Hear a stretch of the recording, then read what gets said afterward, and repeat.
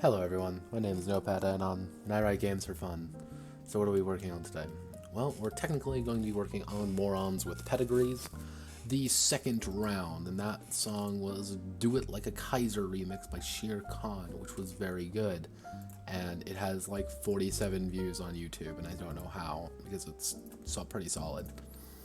So, yesterday we worked on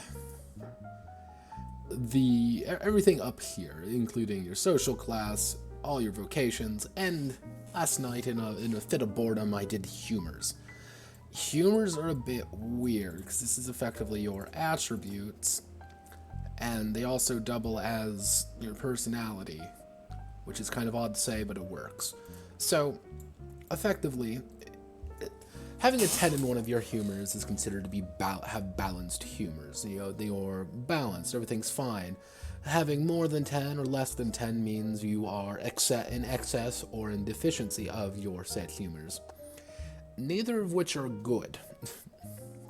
So, for example, blood represents the natural charisma and outgoing nature of the character. A character with high blood is sanguine and jovial, quick to judge and quick to get into a fight, while a character low in blood is dour and quiet, slow to react to problems and situations.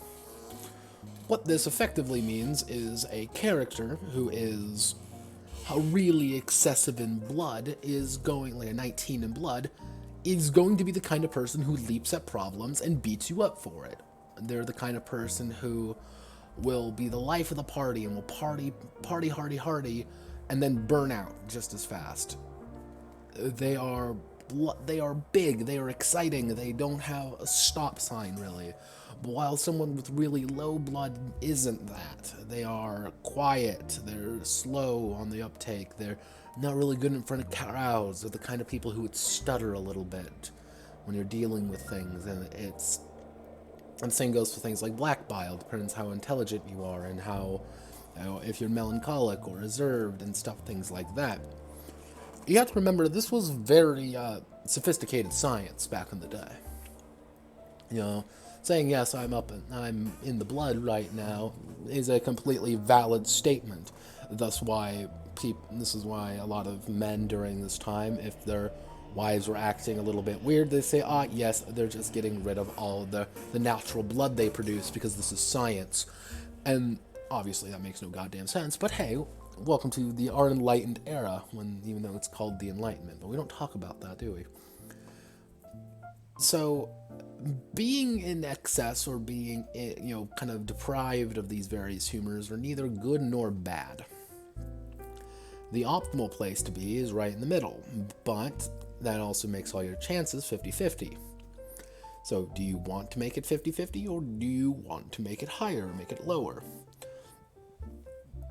Overall, a character is going to naturally gravitate toward 10. If you have higher and you manage to oppose it, you go down by 1. However, if you're below 10 and you act with it, you go up 1. So effectively, the more you play into it, the more your character plays into it, and more you do, the more likely you're going to hit that 10 space and be at peace with yourself. Obviously, things will naturally make things go higher or less, because people are people and do terrible things to each other for terrible reasons. And mostly because everyone's an idiot in this game, as is the title, called Morons with Pedigrees. So, let me just check Discord out. There's been a guy I've been helping on one of the tabletop game servers. He's trying to make a game, and I'm trying to help him, but everyone's giving him really weird advice. It's like, stop that. Stop confusing my boy.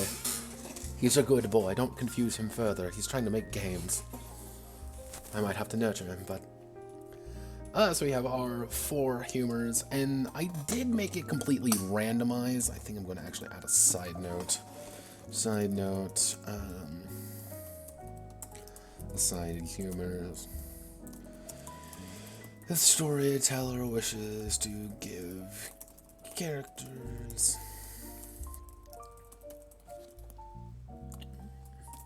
more leeway in determining their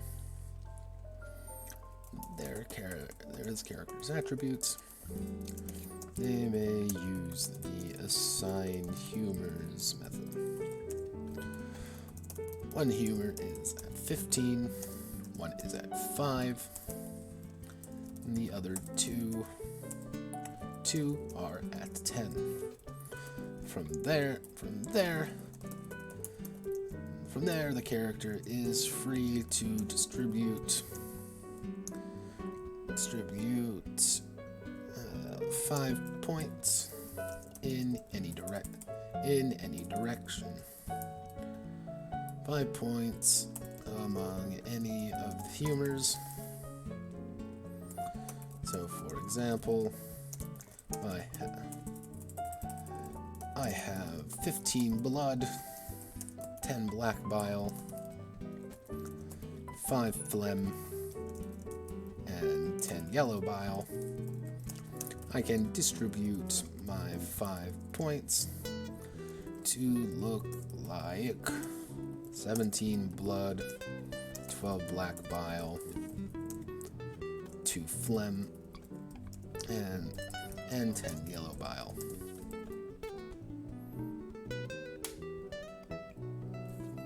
Technically that would be, let's see, 2, 4, there we go, 4 phlegm.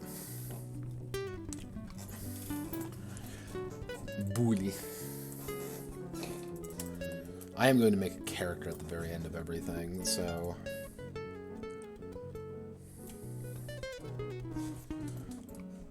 I just really enjoyed this image, so I needed it. And so I want to make a table one by one.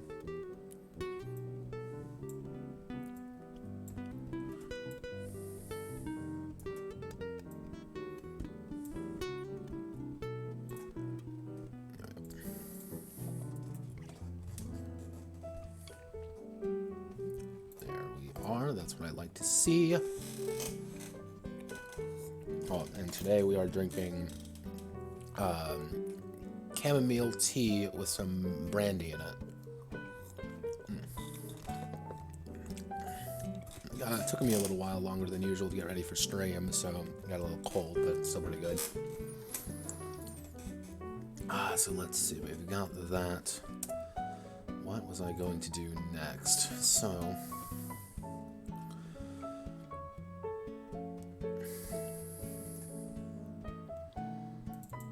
follow, see, 1, 2, 3. Now it's going to be 4 steps. Because I'm taking out personality because that's getting folded somewhat into humors, and our final step is obviously going to be relationships. Relationships, actually, who is screwing who? Relationships.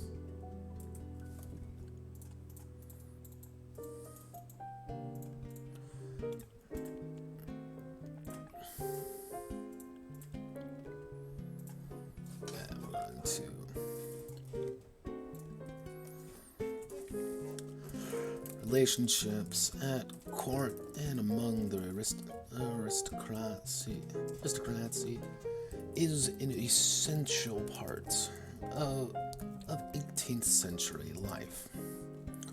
Where people are, how they operate, determines a lot about them.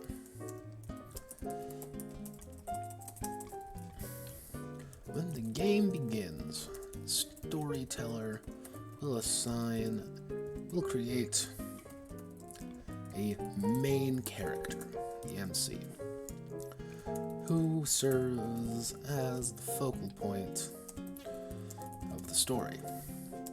The MC is not a player character. It's not a player character. They are an entity controlled by the storyteller that every character has some bit of investment in.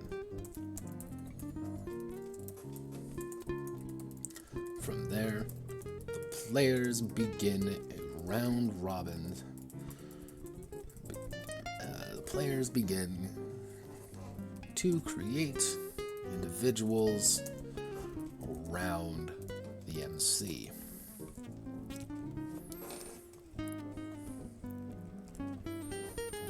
Each character created during this time must be connected to a previous character in the web. However, this relationship is what this relationship is up to the player.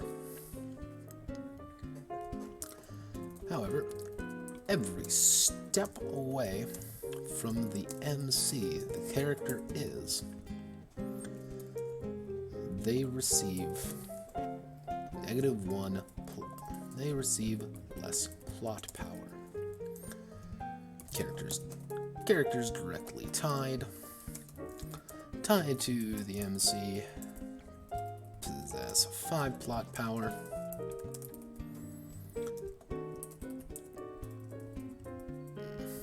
While each step away receives one less.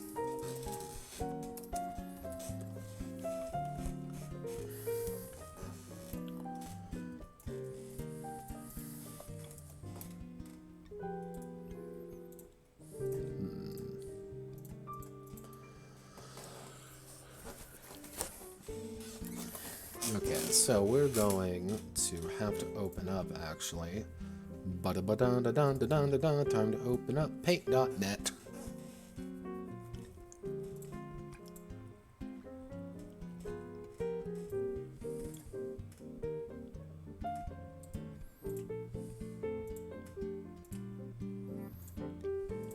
Yeah, there we go. Here's paint.net. Hello, my boy. So, we need to make, no, paint.net, please. Make that small, and, there. And we need to make our central, that's a square. Make our web, we're going to have a circle, we're going to make a circle.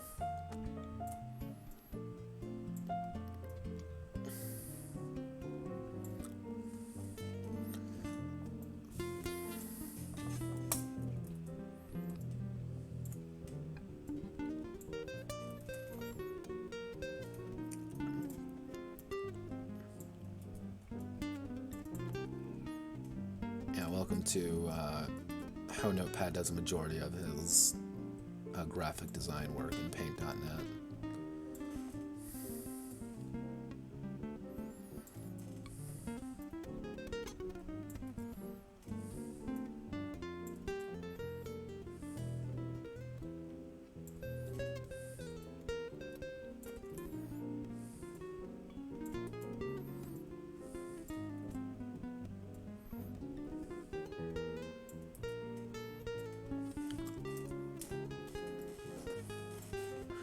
Alright, now we're going to add a second one. We're going to use lions.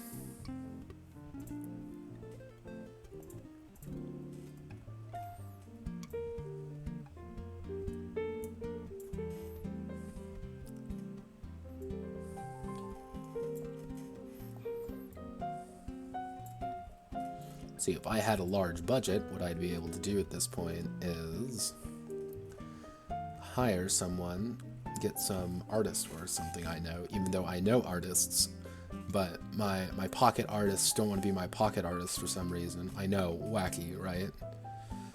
It's not like I'd pay them anything.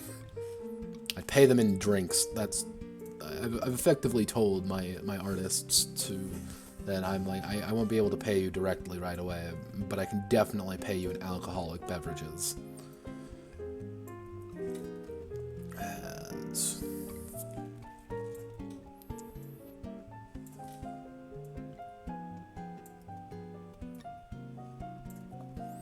So now we get to do this, and do we have open sounds?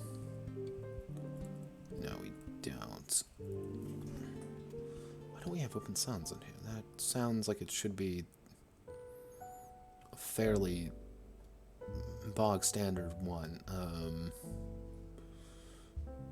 Guess let's go with Corbell for now. Sibling. Actually, what I should do is make a second one. Oh, God damn it. Sibling.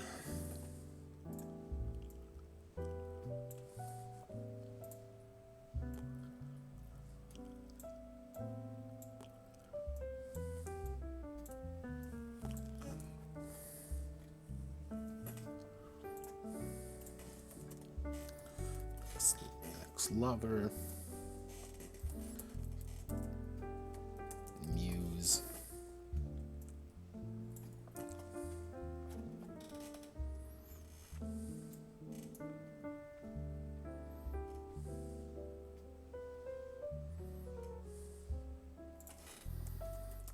Best friend.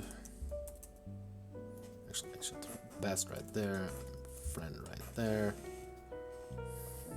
Let's start organizing these.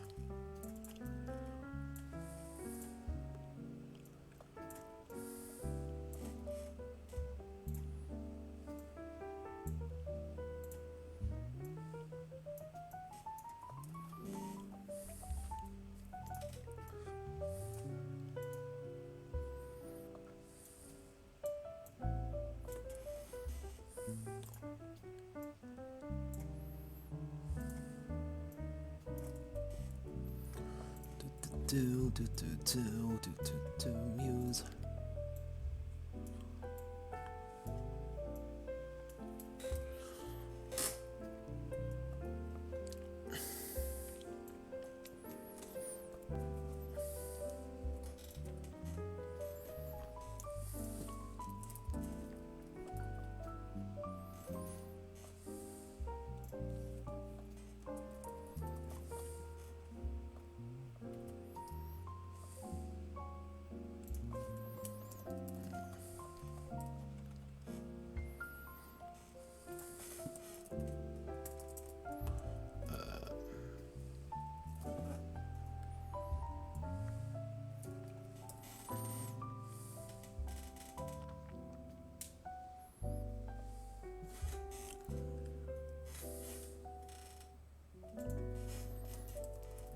Rival.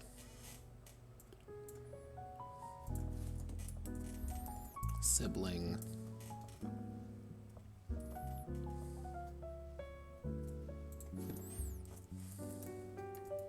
Military pal.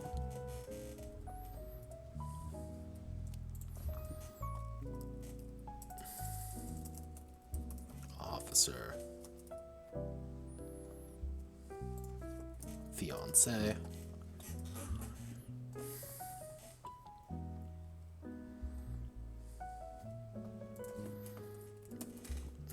Officer. Oh gosh, I hit the wrong button. So, okay, let's see. We want to do a muse and the muse. Secret. Paramore.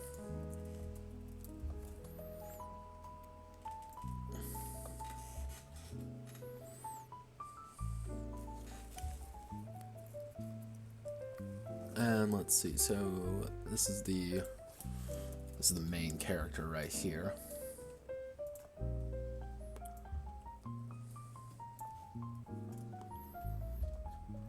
Are too many Darcys. So if we have our best friend's sibling is our officer, and we can also say this person is also married.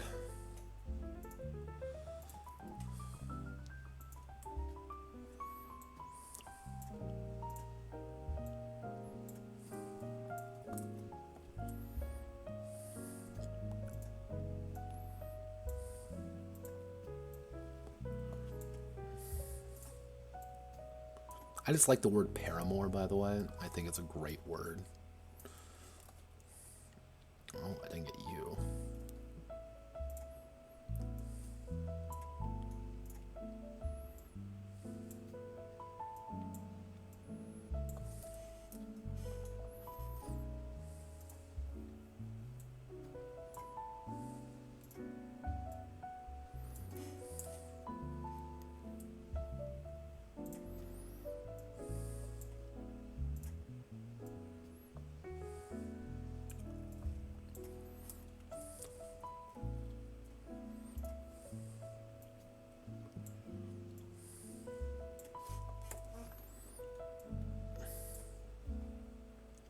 Technically, the players can play any character in this web, effectively. This is just an example web of how everything kind of interacts with each other, of who's with who and why are they the way they are.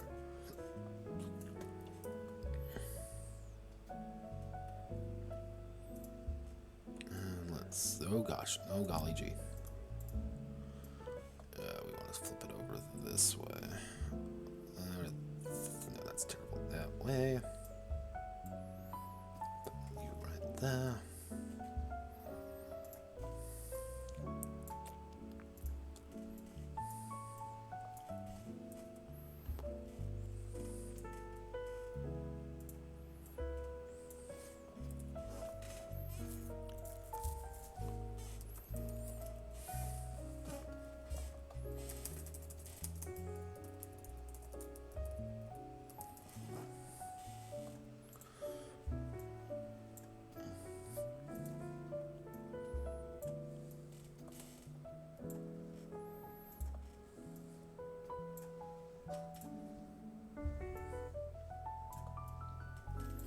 There we go.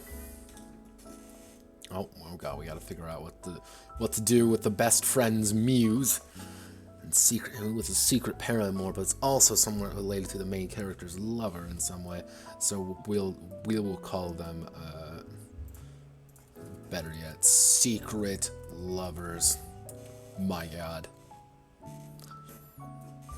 So, you're already kind of seeing with this the complexity of the relationships between all of these. Who's kind of double-crossing who's in a relationship with who. Suddenly, people are a lot more odd together. So, these people... Actually, what I'm going to do is I'm going to bump these up to 18. How do you look at these people?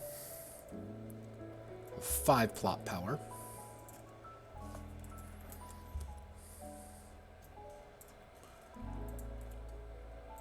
Well, everyone one step away has 4. Because again, the officer is only related to the MC through the fact that they serve together. It's the lowest amount. So the sibling of the best friend is 1, 2 away. You don't go through 1, 2, 3. But who the sibling is married to only has 3 plot power. They're not as important as the best friend, but they can still interact with each other. Same goes for the ex-lover. Or the muse. But the muse's secret paramour is only 3 because they're farther away. Same goes for the rival. Well, the rival only has 4, and who the sibling is married to only has 4.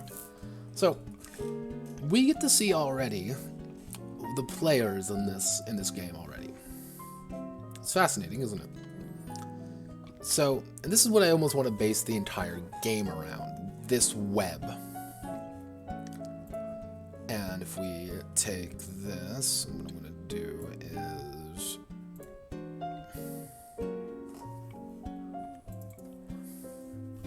and the interconnected relationships that go on. So let's say, we'll use a very basic concept here. We'll use our main character right here.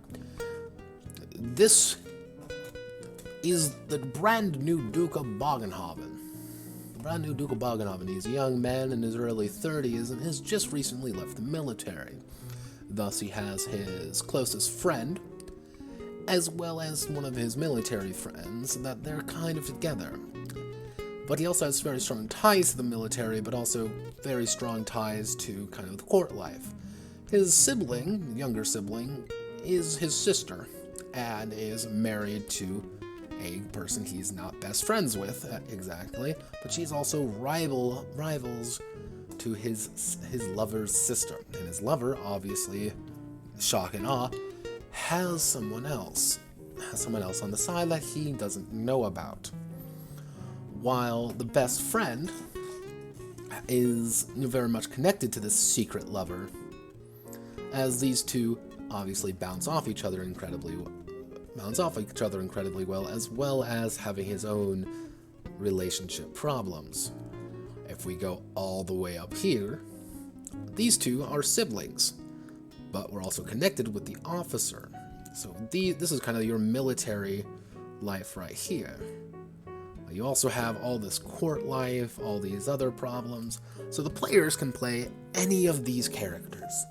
So let's say a player wants to play the best friend, another wants to play his sibling, another wants to play his muse. These are the 3 player characters right here. All of them have a goal in mind, what they want to do. The best friend obviously wants to keep the main character at court. He wants to make him the best ruler he can be, but also kind of bring him away from it. Bring him away from his lover, because obviously that's not how it goes. And what they want to happen is obviously they want the main character to fall in love with them. That's the secret. The sibling is obviously 100% in on this. I mean, it's like, hell yeah, let's get your best friend to marry you, because you two obviously are in love, or at least pretend to be in love. But you've got to find out, how did this all get here? You can't just declare that, oh well, my other player character here, the bard, is secretly in love with the main character's lover. They might have a completely different goal in mind than the sibling. Sibling might just want to hook the two up, and that's their end goal. That's what they want. But maybe the ex-lover over there is making things difficult, so the sibling kind of has to protect the other one. But the muse and them are all working together as well, and they have to kind of bounce off each other. But the muse is dealing with his own problems of being surrounded by his secret lover, and then his other lover, but this other lover is also screwing the MC. But so he wants the main character out, but he doesn't want to hurt his secret lover. He doesn't want to hurt her. Because that's someone he cares about, obviously. So he also wants to hook up the main character and his secret lover together. So it's a win-win. You are happy, I'm happy, everyone's happy. But what does the secret paramour want? Does paramour just want to fucking stab her to death? What does she know? So you have all these different relationships bouncing off each other. And depending on how many you want to go, so let's say this is 1, 2, 3, 4, 5, 6, 7, 8, 9, 10, 11, 12, 13. This is 13. 13 circles. So let's say if you have 3 players and do it 5 times, you'll have 3 more than this. If you have 4 players and do it 3 times, you have 12. You have 12. If you do it 5 times with 4 players, you have 20 of these people in this interconnected web of people who all want something different, who all have different goals and ideas and beliefs. None of them are solid. That's the point. Because you don't want them to be. You want them to fight and bicker and get angry at each other. Because that is what tells a story.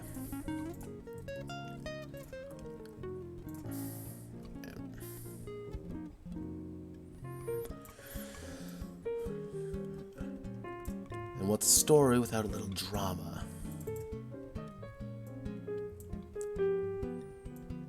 So of course the wife of the sibling wants to definitely stop this bullshit before it even escalates.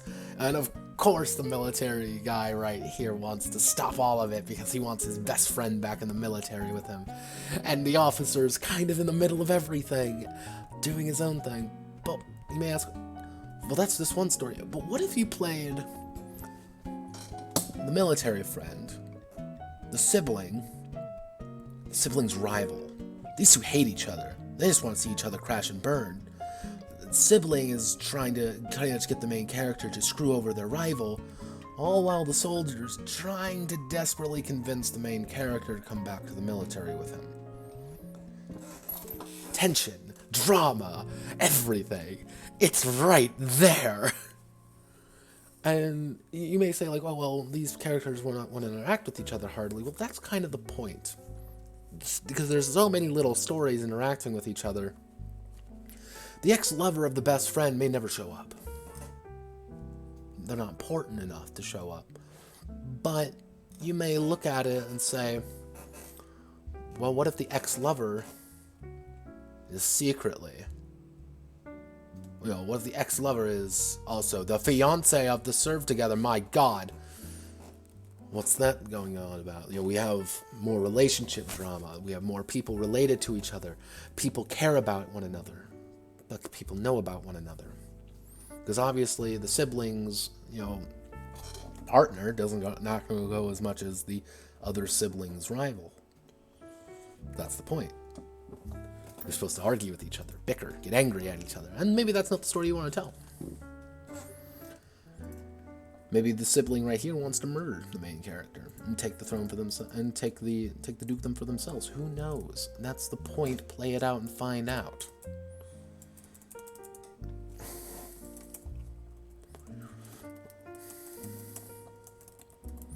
Whenever a character's relationship with another is relevant to the action, the character rolls an additional 1d20 to the roll. Acting in moments of passion, hatred, familial love, or even jealousy. And your jealousy can lead to serious consequences for everyone involved.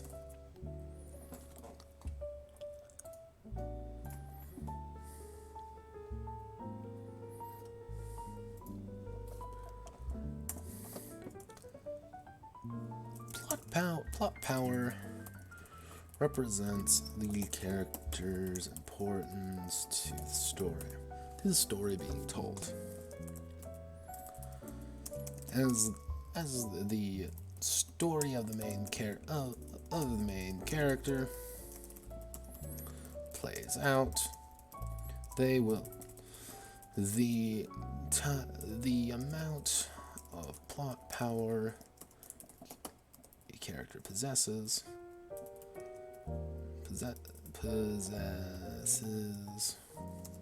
will change, reflecting their stake in the story. Let's see. And we're in.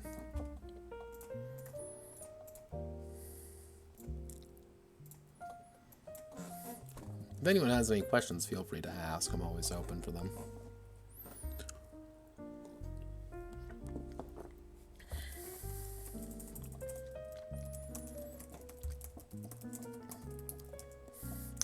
Each character has a desired ending, a goal that they want the main character to do, be a part of, or simply want to do, be a part of, or dispose of. Do, be a part of, or be disposed of.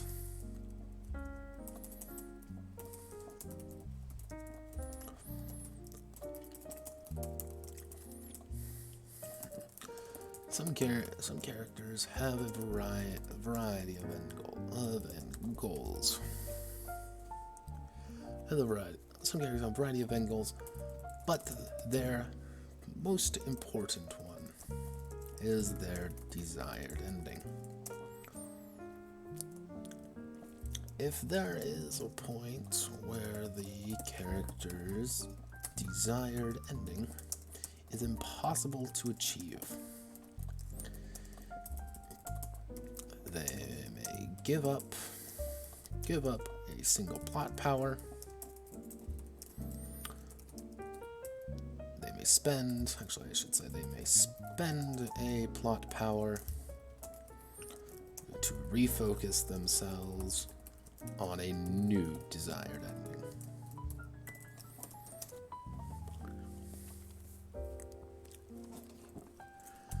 The game is officially over. The game is officially over.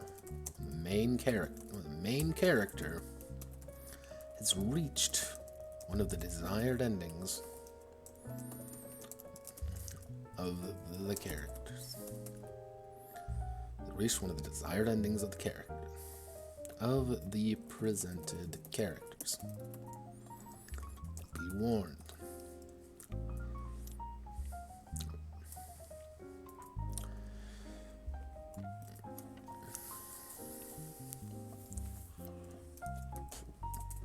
There we go. And that's the final part of character creation, the desired ending. Actually, I should put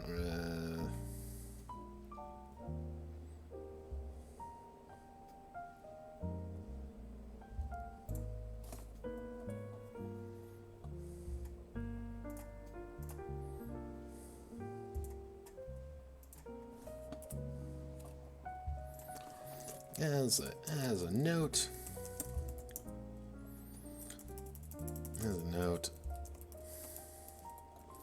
Teller does not need to stat out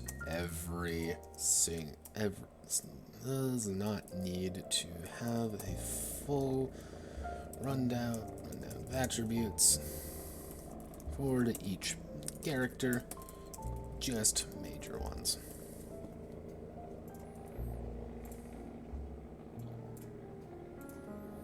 Hopefully, it's going to be fairly obvious who the major characters are by who was selected and who isn't. 1/8 margin, 1/16 margin. Boop, boop, boop. There we go. There we go. Huh. Look what they want the main character to do, be a part of, or be disposed of. Characters have a variety of end goals, but the most important one is their desired ending. At this point, what a character's desired ending is possible to achieve, they may spend a plot power to refocus themselves on a new desired ending. The game is officially over when the main character has reached one of the desired endings of the presented character.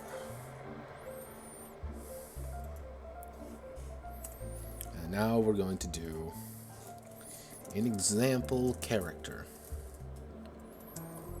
Example character. Sir Thomas of Cleese.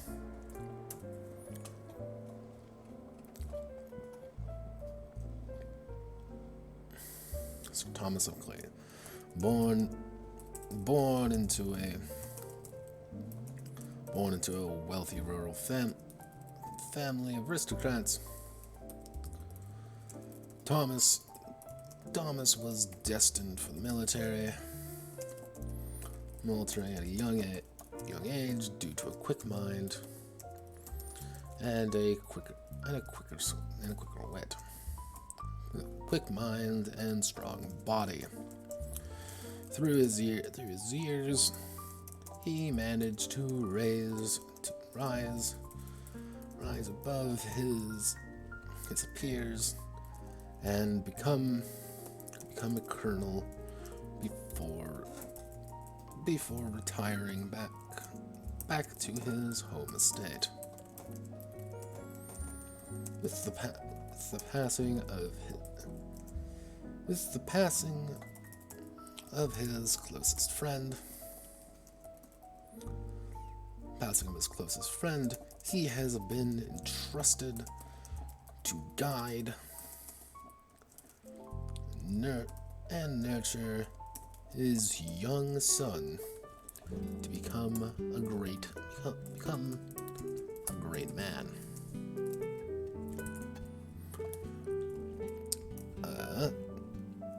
Social class, aristocrat, profession, actually I should say vocation, military, colonel, colonel,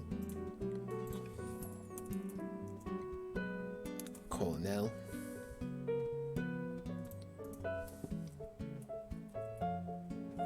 CEO, colonel, God, I hate that, colonel,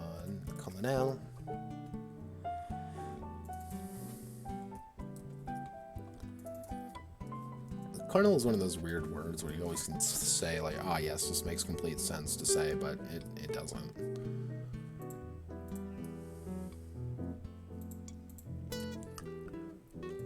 Let's see, location, colonel.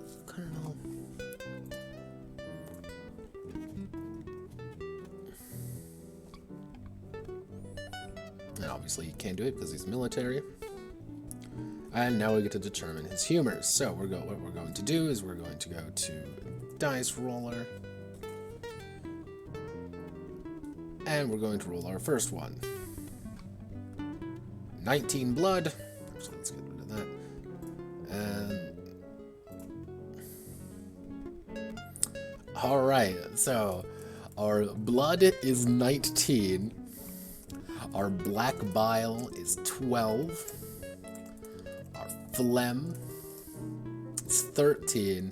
And our yellow bile is 4. Oh, Lord. Let's... He is past his prime and he knows it.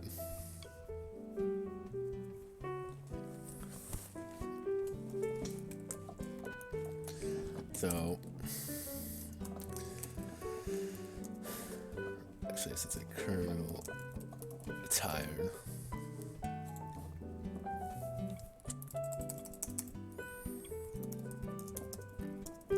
still the life of the party in his older years.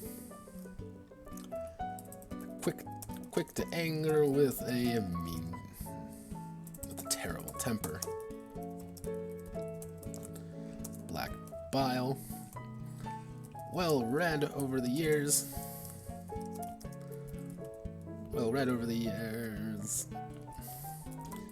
Thomas would be a scholar if it wasn't for the drinking. Phlegm. A natural leader. Thomas's military days. Thomas's subordinates still recall his leadership. His leadership as quality, if verbose. And finally, age has done a number on the military man. He has grown fat and slow, but underneath, relying on old stories and older tales. Old stories and tall tales to strike the fear into those who would wrong him.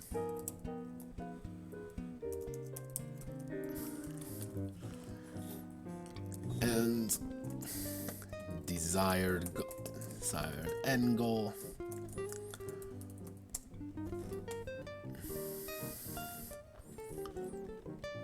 Raise Henry. Actually, protect Henry from harlots, ne'er-do-wells,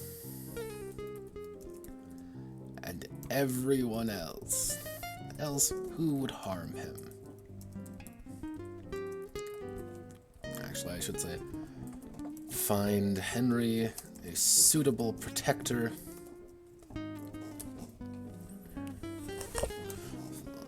Suitable protector and wife before he passes away. There we go. I've just made a character, everyone. Yep, there, here we go. This is our...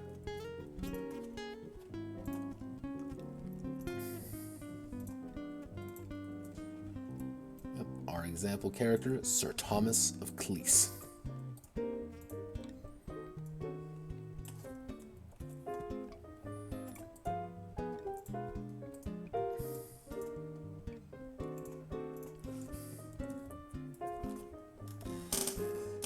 I should put notable relationships.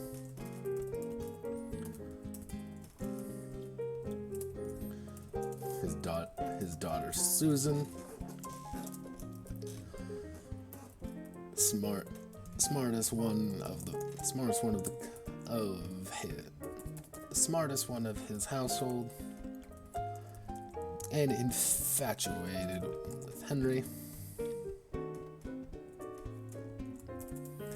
Refuses to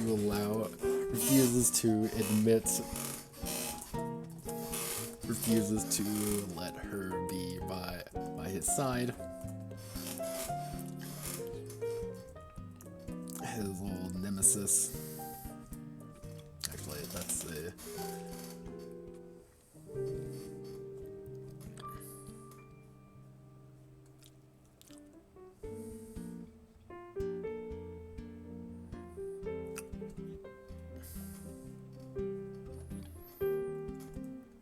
Actually, let's see. Matilda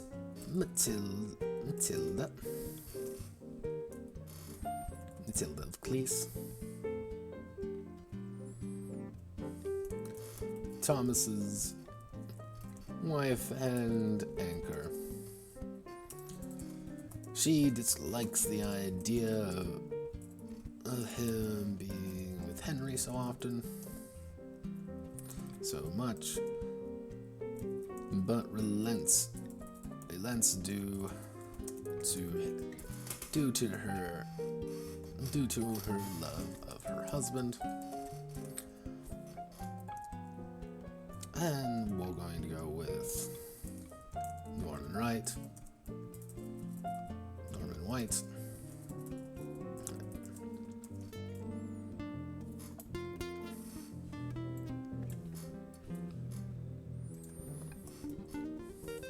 Thomas's daughter and the smartest one in his household.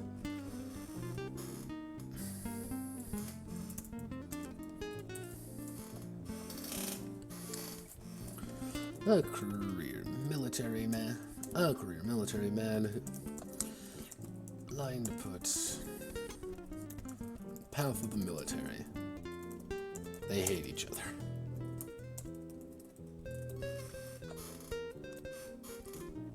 Renbolt.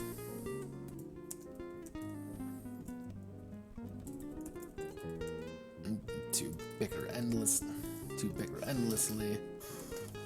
Actually, not.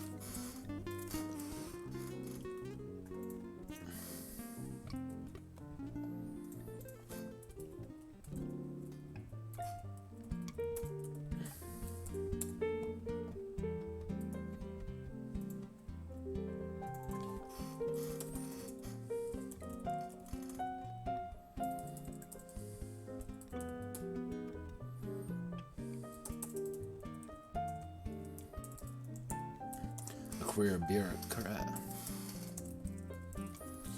Put Henry on the same path. They hate each other.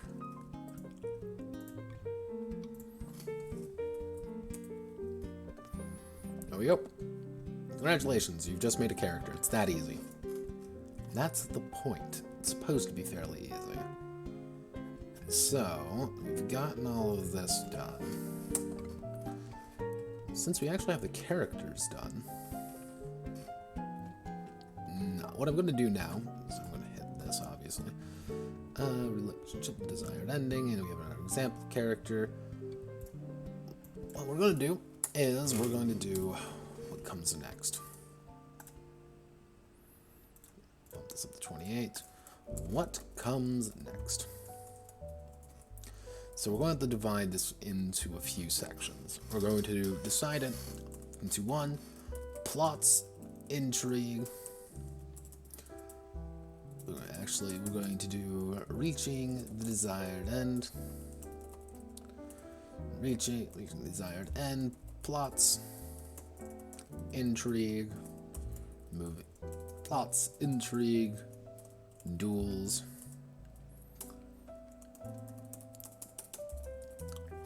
And that's really it, really. Like, there's not much. Yeah. It's really going to be a short game, to be honest. It's not really going to be this, like, extensive thing.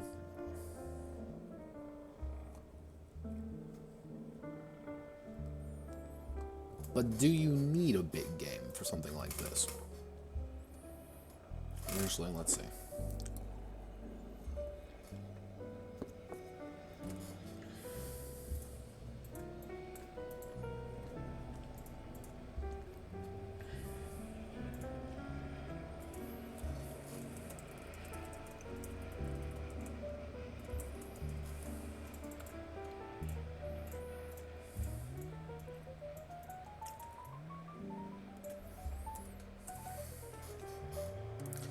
Okay, you know what? I'm going to call it here for today.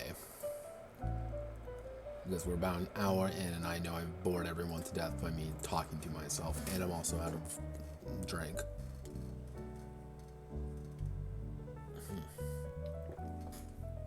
But next time, we will actually probably wrap the game up, to be honest. I never expected this game to be long. And let's see, what are we at currently? We're about 2,300 words. And we've got enough stuff in here. Like, this really tells you how to play the game in its entirety. So, this section right here, reaching the desired end. Plots are going to be fairly simple, intrigues are going to be fairly simple, and duels are going to be simple. Like, the core idea is you want to eliminate people to remove their thing to increase their own plot power. That's kind of my idea. Is that everything kind of revolves around how much plot power you can muster, how much plot power you cannot muster, and kind of cashing out, quote unquote, at the end. If it's a one-shot session, it's, whoever kind of amasses the most plot power by the end wins, effectively. That's, they reach their desired ending, or, something similar to that. And of course, the game master may say, well, you will use Cleese, for example, or Henry. Henry's entire goal, mind you, actually Thomas's entire goal is to, again, protect Henry and find him someone suitable to protect him. Now, if a player is playing his daughter, she might make her desired end goal is marry Henry. That's her end goal. That's what she wants. She doesn't really care how she does it. While Thomas's is, my desired end goal is to find someone to protect him. These might be mutually exclusive, or they might not be, depending on how the players play it out. And it's going to be about raising and lowering people's plot importance, and how they can kind of shove the plot in their direction by amassing just more of it than others. And if you amass more of it, you have a little bit more oomph behind things. But that doesn't necessarily mean you're going like, okay, you have just more, I'm going to win. It's a lot more about manipulating the odds. Because if you, and role-playing wise, position yourself in some place where you can't lose, so it suddenly becomes a lot more complex to break it using someone dumping story points on it. If you use intrigue to maneuver behind someone to lower their story importance, or if you want to use plots to get a bunch of people together to pool your points together to lower someone else's importance, or you're kind of working together, or you're just positioning yourself in role-playing wise, because that's one of the key things with this. And I think with any story, any game with role-playing as a focus, role-playing will always take priority. You know, every role, everything is service to that story. The narrative takes place, or in the GNS scale, the gamist, narrativist, simulationist, this is going to be very much in the end category, very narrativist. But that's not bad. This is a game designed around talking to people, about being in situations, not about going outside and shooting monsters. It's a game about, you know, back alley deals, of going to the clergyman and being just like, hey, clergyman, if I give you this, will you officiate a wedding between me and Henry? You're like, yeah, no. Or it's Thomas scratching his chin and being like, well, I'm not long for this world, but I do know that military man. He's a good friend of mine. Maybe he can be the one to protect Henry. Maybe I should send him to the military. That way he'll be strong and protected. And what do you do when things go wrong? What do you think when people start getting into fights with each other and anger starts boiling over? And you want that. You want to invoke that hatred, that bitterness, those relationships that are clashing with each other. You want people to throw their hands up and be like, you cheating whore! You're stealing him from me. Or, the parent being like, my God, man, you're sleeping with 3 women at once. How can you do it? You monster. And I want people to get angry, and I want them to lose plot importance because they're made mistakes. They let their sturdy secrets out. They revealed a little bit too much information to the ladies of court, and suddenly they're all talking. They accidentally introduced a new character to the mix, and oh, that character's very close, and she now has a lot more power than the rest of us. Or, hey, I want these 2 characters to be in love with each other. Screw the main character, she's found love. He's found love. Maybe that's okay. Maybe they can forgo their end goal and just be happy together. But you're still a part of this story. What do you want to do then? Protect your love? Is a jealous lover somewhere involved? And you know what jealous people do? They make mistakes. They pull out guns and start shooting people. They get angry and start plotting someone's downfall. That's what this game is about. This game isn't about combat, necessarily. This game isn't about slaying monsters. This isn't a game about going on a pirate ship and raiding people. This is a game about maneuvering. It's about sitting around at the table, looking at each other and being just like, you bastard. You sold me out. We had a plan. We wanted to kill the main character, and so I could become king. And they said, well, yes, of course I sold you out. My goal is simple. I want to protect my own ass. And the best way to do that is screw you over. And then everyone starts going. And what happens when someone pulls a gun? Or what happens when someone says, I'm going to duel you? Brings out a knife and shanks you. And you don't have the plot power to deal with it. Or they put you in a situation where you can't spend plot power. You just don't have it. So it's like, do you give up? Do you find yourself with a knife in your chest, dying? That's the questions I want to ask. It's about passions. It's about failures. It's about getting your goal to align with someone else's. Cutting deals and making compromises, but knowing when to pretend to compromise and pretend to not compromise. Alright, everyone, thank you all for watching, of course. I hope you all have a wonderful rest of your day. Godspeed, and good luck.